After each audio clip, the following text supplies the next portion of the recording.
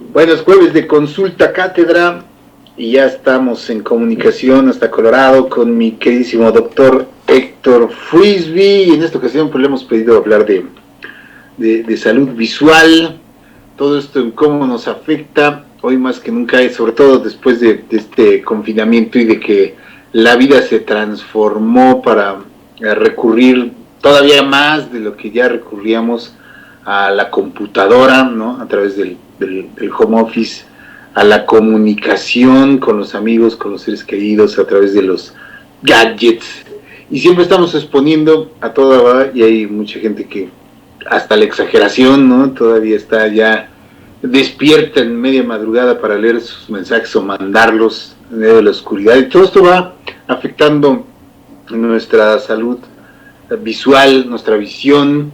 Aparte de que platicaba con el doctor, es algo que a veces mucha gente no le da la importancia suficiente, compra anteojos, si empieza a sentir alguna falla en el súper o en la farmacia, en lugar de acudir al especialista, ¿no? Siempre debemos de acudir, y nos lo ha enfatizado mucho el doctor a través de las consultas a los especialistas cuando se trata de revisarnos en lo que sea, ¿no? En lo que sea. Y en esta ocasión le agradezco al doctor, como siempre, su comunicación y sus conocimientos. ¿Cómo estás, mi doc? Qué gusto verte, como siempre. Muy bien, buenos días, un saludo a todos. Pues sí, ayer que me mandabas esto del tema, pues hay temas que son preponderantes y mucho de actualidad, ¿no? La medicina preventiva, como te decía, es una medicina que no se utiliza con tanta frecuencia. La gente no acude a servicios de medicina preventiva con tanta frecuencia, y la salud visual no es una excepción, ¿no? Las personas no prestan atención a su visión. Incluso vemos gente que es capaz hasta de comprarse lupas para leer, pero no van a ver a un oftalmólogo o a un optometrista, que son las personas que miden la refracción, la agudeza visual y la movilidad de los músculos de los ojos, que son muchos músculos los que están involucrados ahí en la visión, tanto en el globo ocular como los músculos que se unen al globo ocular y lo mueven en diferentes direcciones, ¿no? Entonces todo eso es lo que analiza un optometrista o un oftalmólogo que hace un examen del ojo. Y uno de los problemas preponderantes en este momento, que es el uso constante y repetido de pantallas, incluso de pantallas en el teléfono, en las tabletas, en las computadoras, en todos estos artículos, incluso estos lectores de libros. Hay unos, el Kindle hay diferentes marcas que hay para leer libros a través de pantallas. Esto está causando dos problemas principalmente. Uno de ellos es ortopédico. El problema ortopédico es que estamos viendo muchos pacientes que tienen problemas de cuello, tienen problemas de dolor en el cuello, e incluso hay pacientes que llegan a tener dolores en los hombros, en la parte anterior o en la parte posterior de los hombros, en el trapecio, este músculo que está aquí.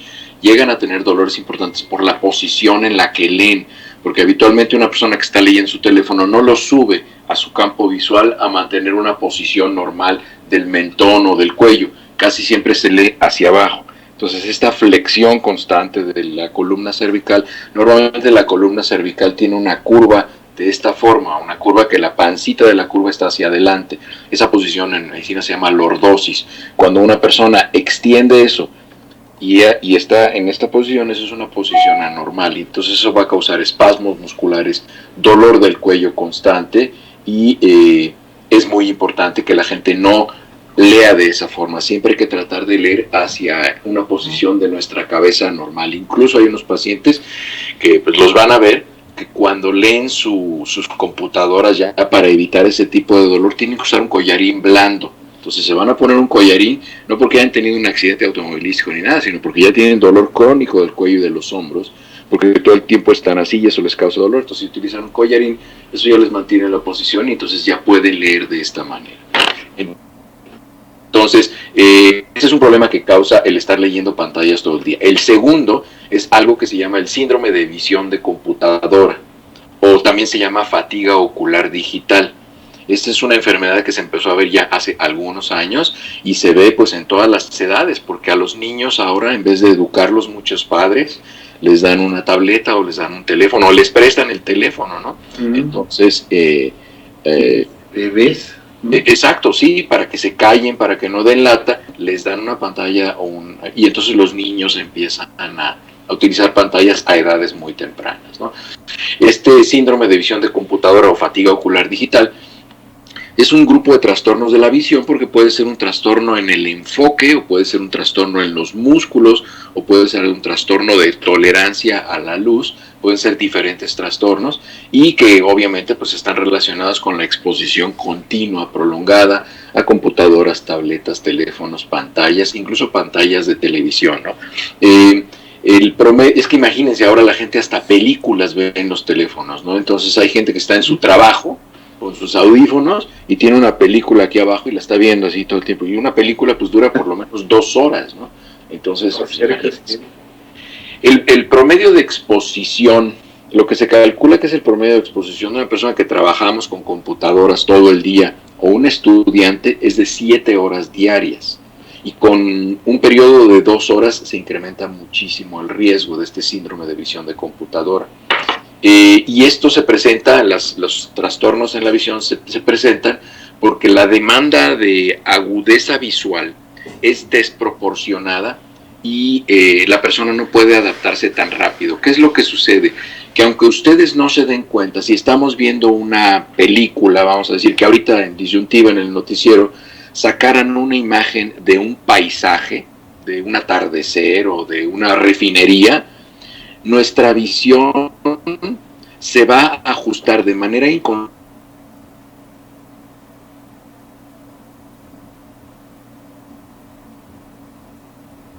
Entonces mi cabeza, como dice, ahora vas a ver un paisaje, entonces modifica la posición del ojo, modifica la apertura para el enfoque del ojo, y entonces para no verlo borroso, pero resulta que es en una pantalla, entonces yo no tendría que cambiar esos ajustes. Entonces, ¿qué va a hacer el ojo? Lo va a reajustar porque resulta que es una pantalla, es decir, nuestro cerebro está siendo engañado porque estamos viendo un paisaje, pero lo estamos viendo a través de una pantalla. Entonces, eso es muy importante porque pues eso no lo entiende el cerebro muchas veces. Y estar realizando esto de manera repetida es muy fatigante. No es lo mismo que estar trabajando en un documento, en una pantalla, porque pues eso no nos exige esto, pero estar viendo películas, estar viendo imágenes, paisajes, es un factor de riesgo muy importante.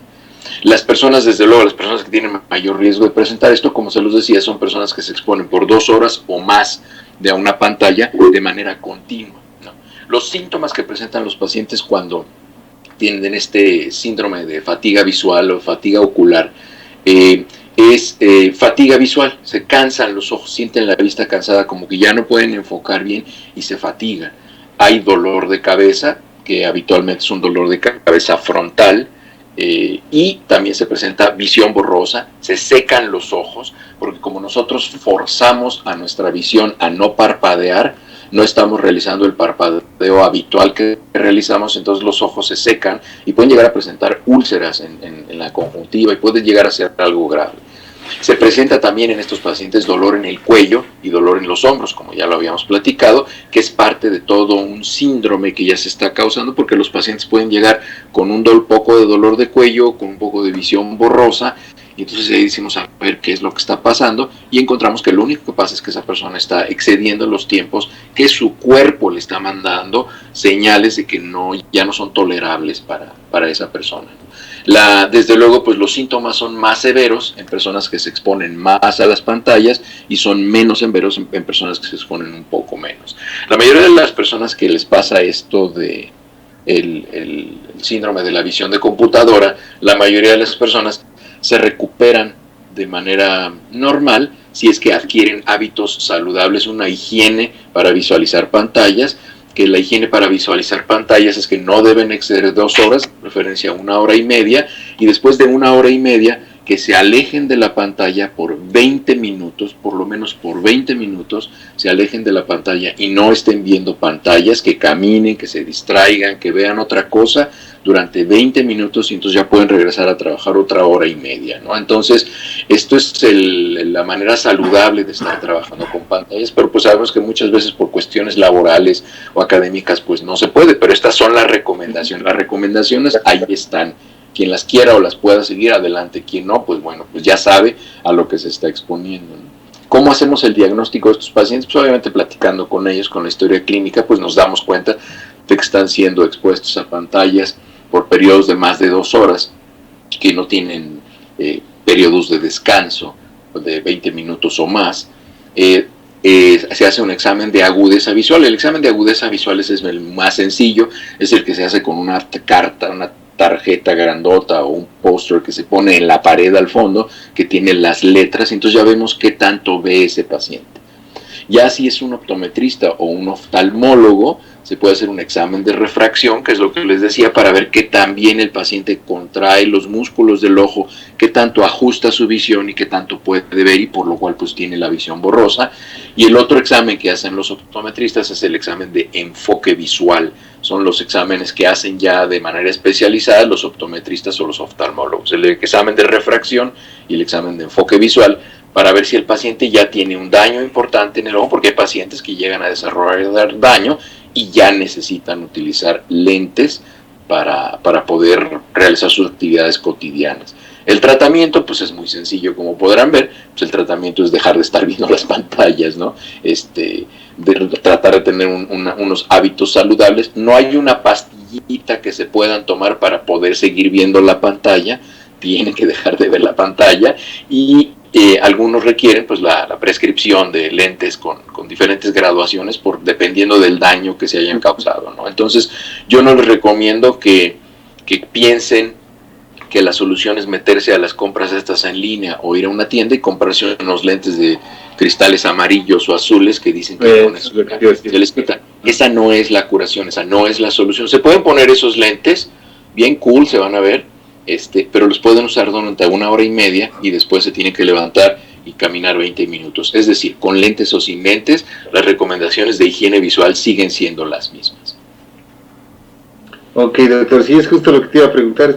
Hace tiempo, no sé si te acuerdas, cuando todavía las pantallas eran verdes, ¿no? Allá en los inicios, había unos protectores de pantalla que seguramente eran muy populares también, justamente para proteger la visión, ¿no? Y ahora estos lentes que se utilizan color ámbar, justamente para proteger de esta famosa luz azul, ¿no? Que tanto dicen que es la que emiten las pantallas, sobre todo de computadoras y de celulares. ¿Sí sirven de algo, doctor, o absolutamente de nada? Sirven únicamente para no alterar probablemente tanto el ciclo sueño-vigilia, porque el no exponerte a la luz azul ya no estimula tanto en horarios de la tarde la producción de melatonina. Pero esta luz azul es una de las cosas que principalmente el cortisol y la melatonina es con lo que tanto trabaja, y es por eso que la gente que está viendo pantallas no puede dormir, porque nuestro cuerpo piensa que esa luz azul está relacionada con la luz solar, entonces no nos permite dormir. Es para eso probablemente, y también para cuestiones de confidencialidad, ¿no? Hay pantallas que no las puedes leer de manera diagonal y todo este tipo de cosas, pero las recomendaciones al final siguen siendo las mismas, porque las demandas de estar viendo, o sea, ustedes nada más pónganse a pensar esto. A ver, hagamos una pausa en el camino y pónganse a pensar que se sientan a esta distancia, que son 70-80 centímetros, viendo la pared 7 horas diarias. ¿Ustedes creen que no se van a fatigar? Claro. Ahora, esa pared, pues póngale un cristal que está pasando algunas imágenes. Es exactamente lo mismo. Es exactamente lo mismo. Lo que pasa es que nosotros estamos engañando a nuestra mente pensando que lo que estamos viendo es una ventana al mundo. Pero eso estamos haciendo cognitivamente. Pero fisiológicamente lo que estamos haciendo es pararnos frente a una estructura fija durante 7 horas, durante X cantidad de tiempo, todo el día, todo el tiempo, todos los días, y entonces eso es fatigante desde el punto de vista visual, físico, intelectual. Entonces es por eso que es muy recomendable que la gente pues haga estas pausas y tenga estos descansos, porque sí, imagínense lo que pensarán los perros de nosotros, que hace este tonto sentado frente a una pared 7 horas todos los días, ¿no? Digo, porque los perros no ven las pantallas, entonces van a decir, está medio trastornado mi dueño, ¿no? Se sienta frente a una cosa ahí que como que brilla, y ahí se pone y se ríe, y llora, y hace una que otra cosa loca ahí enfrente de la... ¿Qué será? ¿Qué tendrá en la cabeza esa pobre persona, no? Pues eso es lo que hacemos. Esa es nuestra vida actualmente. Sí, Entonces, lo que pasa es que ya no nos damos cuenta porque ya es algo muy normal, ¿no? Claro, claro. Doctor, a propósito, comentan aquí la utilización de gotitas de esta lágrima artificial, de estas gotas para los ojos usuales, sí son recomendables. También igual hay que utilizarlos con medida o no tiene. Hay mucha gente que las usa así de manera regular, cotidiana. Mira, lo recomendable es que se conocen popularmente como lágrimas artificiales. Se venden sin receta, incluso aquí en Estados Unidos. Lo ideal es que siempre sometan a la consideración de un profesional de la salud capacitado qué es lo que están utilizando. Y no basta con que nos digan, son esas gotitas, es el frasquito blanquito que tiene como un monito y unas rayitas. No. Lleven el frasco para que podamos ver la etiqueta y los componentes de esas gotas, porque hay muchos de esos hay muchas gotas que tienen dosis muy bajas de corticosteroides o de medicamentos de ese tipo que a la larga incluso pueden causar glaucoma, o sea, un aumento de la presión intraocular, y los pacientes se pueden hacer daño. Y el que se cause glaucoma en un paciente por el uso de gotas que contienen ciertos componentes que pues son recomendados para 5 o 7 días, y hay personas que los utilizan por años, pues es irreversible el glaucoma, ¿no? Y es lamentable, pues porque son las gotas que, son las gotas que todos usamos y en la oficina hasta nos las pasamos y todo este tipo de cosas. Es muy importante que sometan a la consideración de un profesional de la salud, no la mamá, ni el primo, ni el que está estudiando medicina, ni una prima que es enfermera, no. Un profesional de la salud que sepa de lo que está hablando y que asuma la responsabilidad del consejo que les va a dar. Y recuerden siempre lo que les digo aquí, la parte más difícil de la medicina es el diagnóstico. Entonces, si ustedes están utilizando unas gotas para los ojos, es muy importante saber por qué las están usando. Que se sequen los ojos no es normal. Entonces, ¿por qué se están secando los ojos? Si se les están secando los ojos porque están viendo mucho tiempo las pantallas y porque están teniendo este síndrome de fatiga ocular de computadora, bueno, pues ya saben cuál es la solución. Y utilicen gotitas, pues mientras corrigen sus hábitos de higiene visual a pantallas. Pero esa no es la curación es rectificar la conducta frente a las pantallas. Sí, incluso he escuchado que a veces mucha gente comienza a utilizar estas... Ay, qué crueldad, dice que sale que hay que ponerse limón, no, pues no, solamente que sea un taco de ojo, ¿verdad? Solamente que el ojo ahí está en la tortilla, pero no, el limón no se recomienda por ningún motivo en los ojos. Sí, no. Decía, hay veces que gente que empieza a usar este tipo de gotillas por visión borrosa y puede ser un padecimiento a lo mejor más grave, como esta que le llaman degeneración macular, creo, doctor, ¿no? Sí, son diferentes condiciones. Y por ejemplo aquí Francisco nos hace el favor de poner que a él lo operaron de los ojos. Sí, efectivamente, a los pacientes que les operan diferentes cirugías, la conjuntiva es una piel, es un pedazo de piel, es la piel del ojo, es la parte superficial, es la epidermis del ocular, la conjuntiva, y entonces lo que se hace es que está rota, se corta, y muchas veces esas cortadas que se hacen en la conjuntiva pues causan que se esté resecando porque se forman cicatrices y todo esto, y se hacen cirugías, pues se pueden hacer cirugías por cataratas, se hace la cirugía esta con el LASIK que se hace para la agudeza visual, con rayo láser, pero aun cuando sea con rayo láser cortan la conjuntiva y hay resequedad visual, probablemente sea un poco menor que con el bisturí de punta diamante y todas estas cosas, pero igual se causa resequedad de los ojos. Entonces es por eso muy importante que cuando vamos a hacer una cirugía en un paciente siempre hablemos con el paciente de los potenciales beneficios de la cirugía, los potenciales riesgos, que los entiendan, y entonces cuando se les empiecen a secar los ojos porque se hicieron la cirugía, el paciente pueda decir: sí, me lo advirtió el doctor y me dijo que podía tener resequedad de los ojos, pero la verdad estoy muy contento porque ya puedo leer mucho mejor y no me molesta ponerme estas gotitas para ese diagnóstico que me recomendó el doctor. Entonces es muy diferente que ir y comprar unas gotitas del anaquel porque te las recetó la madrina o la comadre o la mamá o la amiga, y ponértelas sin ningún tipo de diagnóstico. Así es, doctor, pues como siempre la recomendación es acudir con el especialista, más vale, ¿no? Más vale cualquier cosa que veamos, cualquier cambio, desde luego hay que ver y desde luego tratar de moderar un poquito el uso.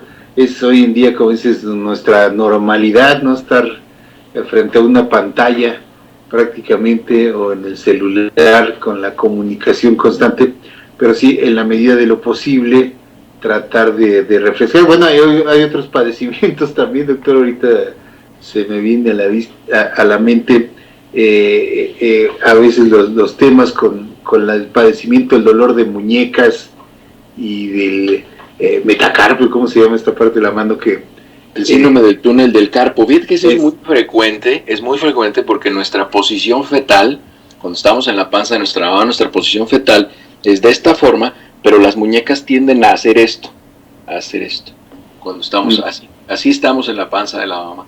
Y entonces lo que pasa es que cuando estamos dormidos, mucha gente hace esto.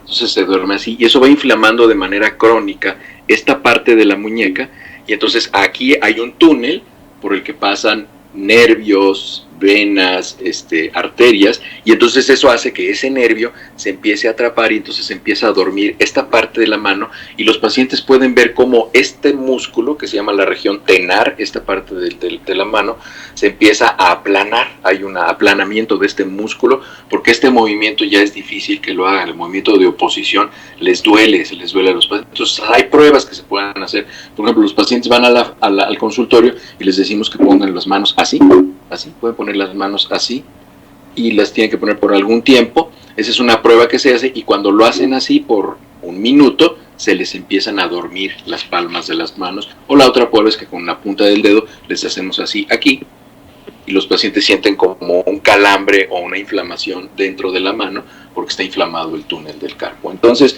sí es una enfermedad muy frecuente y muchas veces se cura de manera tan sencilla como poner bolsitas de hielo aquí y utilizar una muñequera de esas que mantienen la mano en esta posición, así como si estuvieran utilizando una lata de refresco o de cerveza. Así se duermen con esas muñequeras para dormir y disminuye mucho la inflamación de aquí porque ya los pacientes ya no hacen esto. Entonces, son diferentes tratamientos, ¿no? Pero eso se ha, digamos, popularizado, doctor, por el uso del celular, ¿no? Estar escribiendo, estar pegado, o de la computadora. Sí, eso es lo que está causando, es que causa inflamación de los ligamentos extensores y flexores de los dedos, y principalmente del pulgar, porque ahora vemos que con el pulgar tienen una vertical, entonces causa una inflamación de que es el abductor común del pulgar. Abducción es todo lo que se aleja de la línea media, esa es la abducción. Entonces, como hace esto ese ligamento, es este que está aquí, se inflama de manera muy importante y los pacientes se les debilita mucho el dedo, pero no tanto es el túnel del carpo, sino es inflamación del abductor del pulgar. Dice nada más, ahora sí que nada con exceso, todo con medida, dice un comercial por ahí de cerveza, pero es muy aplicable prácticamente todos los sentidos de la vida y desde luego acudir como hacer aquí cada jueves a los especialistas con todo este tipo de cosas que son muy cotidianos y por lo mismo a veces todos nos creemos con la capacidad de diagnosticar y de recetar, ¿verdad?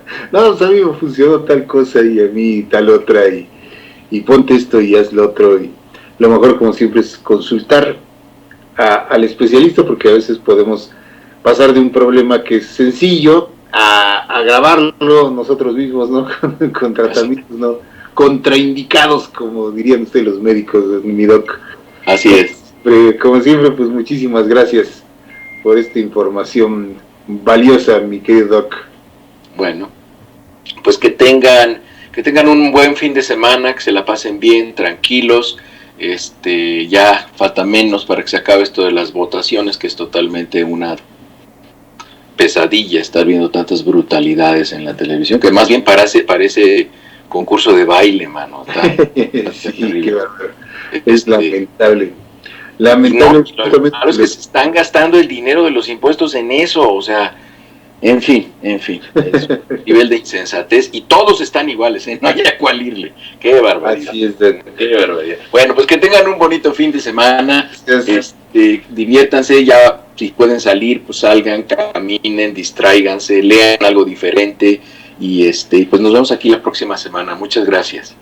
Perfecto, mi doc, perfecto, pues ya te veo muy primaveral, pero bueno, tú acostumbrado a las temperaturas extremas, ¿qué tal está por allá? Fíjate que yo así me he visto, siempre ando con estas camisetas o con estas camisas quirúrgicas, porque a veces llegan pacientes, les digo, que requieren suturas y esto, entonces es bastante poco práctico estar utilizando corbatas y camisas, y cuando llego, invariablemente llega un paciente así, la camisa termina manchada de sangre, y entonces la verdad es que no, entonces por eso me he visto así, la verdad es que también me sirve como pretexto de comodidad, ¿no? Pero en general clima bien ahorita, tranquilón. Sí, ya empieza a ser muy cálido aquí, acuérdense que en junio, julio y agosto llegamos a tener hasta 45 grados por acá. Guau. Vaya, pues que tengas un excelente fin de semana, mi querido Doc, y gracias como siempre por esta consulta cátedra, como dice Paquito Gutiérrez, además gratis. Claro que sí. Les mando un abrazo, que estén bien. Igualmente para ti. Vamos a hacer una pausa, queridos amigos, y continuamos aquí en Yutiva.